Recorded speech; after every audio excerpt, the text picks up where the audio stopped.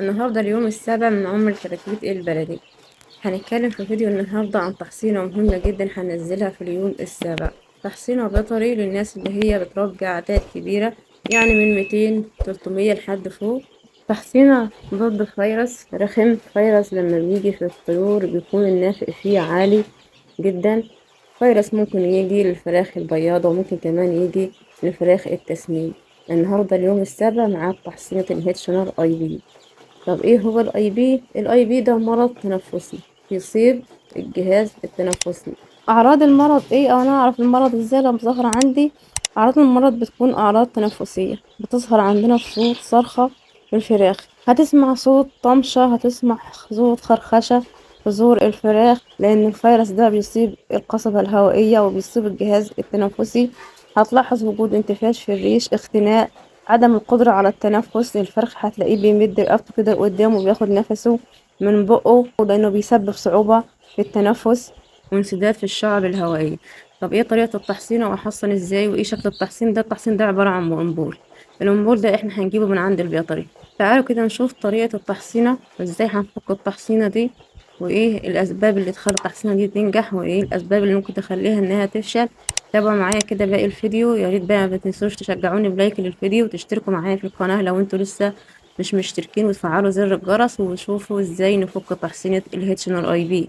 تعالوا كده مع بعض الاول نفك التحصينة. الناس اللي هي محصنتش قبل كده، الطريقة الصحيحة اللي نفك بيها الانبول بتاع التحصين. اول حاجة المية دي انا ركناها من امبارح بالليل.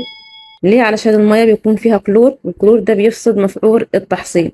يعني هنجيب كده اي حاجة وهنحط فيها شوية مية من بالليل قبل ما احنا نحصن. التحصين طبعا هتكون بعد الفجر، ده هيكون افضل وقت للتحصين. الكتاكيت في الوقت ده بتبقى عندها قدرة على استيعاب التحصين افضل من اي وقت تاني.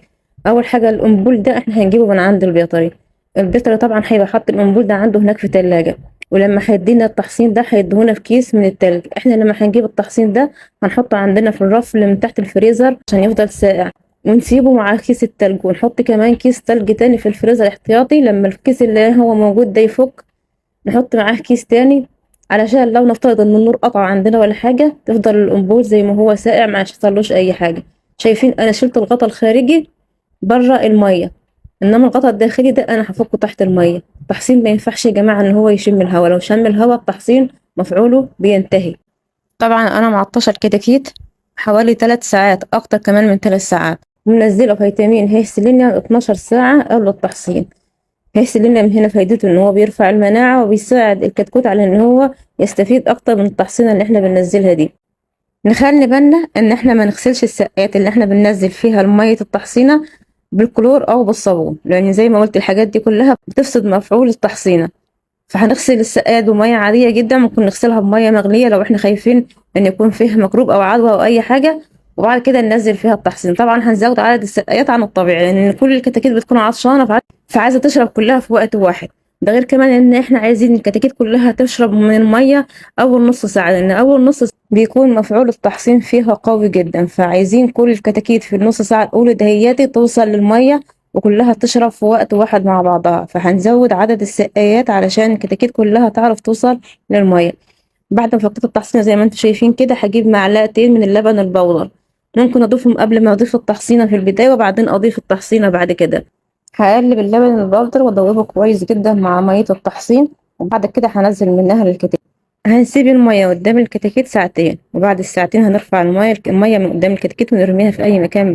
ده التحصين البيطري للناس اللي هي عندها أعداد كبيرة زي ما قلت 200 300 لحد فوق.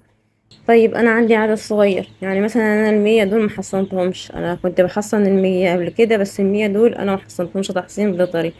فأنا برضه هنزل حاجة ترفع المناعة عليه، لأن أهم حاجة أشتغل على مناعة الكتكوت، لأن المناعة هي اللي هتقاوم معايا أي أمراض أو أي فيروسات ممكن إن هي تصيب الفراخ. والحاجة اللي هي ترفع معايا المناعة واللي هي تنفع بديل عن التحصينات البيطري هي التحصينة الأورجانيك اللي اتكلمنا عنها قبل كده في كذا فيديو.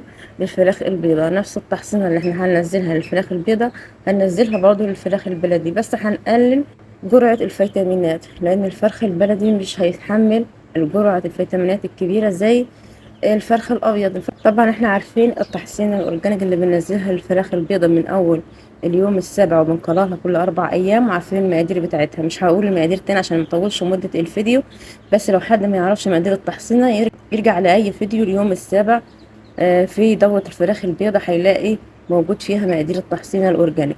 قبل التحصينة البيطري هنكون منزلين الهيسلينيوم زي ما قلت 12 ساعة، وبرضو بعد التحصينة البيطري هننزل الهيسلينيوم 12 ساعة، ممكن ننزل معاه موسع شعر. برضو الهيسلينيوم هنحطه في التحصينة الطبيعية. احنا عارفين ان مقادير التحصينة الطبيعية برضو فيها الهيسلينيوم وفيتامين أ د. الحاجة الأخيرة اللي أنا ما قلتش عليها في فيديو اللي عدى، اللي هو أول أسبوع من عمر الكتكوت، سقوة منشط كبد وغسيل كلى، تنزل فاصل بعد المضاد الحيوي والفيتامينات. يعني بعد ما انزل مضاد حيوي للفراخ معه والتنفسي، هنزل من بعديه 12 ساعة منشط كبد وغسيل كلى. طبعا الفراخ زي ما انتم شايفين اهو، الحمد لله ما حصلش عندي اي مشاكل في الاسبوع الاول، غير بعض الاسهالات ظهرت عندي من تالت يوم، وطبعا عالجتها زي ما قلت لكم بالمضاد الحيوي اللي احنا هننزله 3 ايام ورا بعض، اللي هو مضاد حيوي معوي وتنفسي. كده بقى فيديو اليوم السابع يكون خلص. يا ريت بقى ما تنسونيش يا حبايبي اللي بيحبوني وبيشجعوني باللايكات والتعليقات على طول على الفيديوهات اللي عندي. يا ريت ما تنسونيش باللايك والتعليق والاشتراك في القناة وتفعيل زر الجرس، واشوفكم على خير في الفيديو الجاي.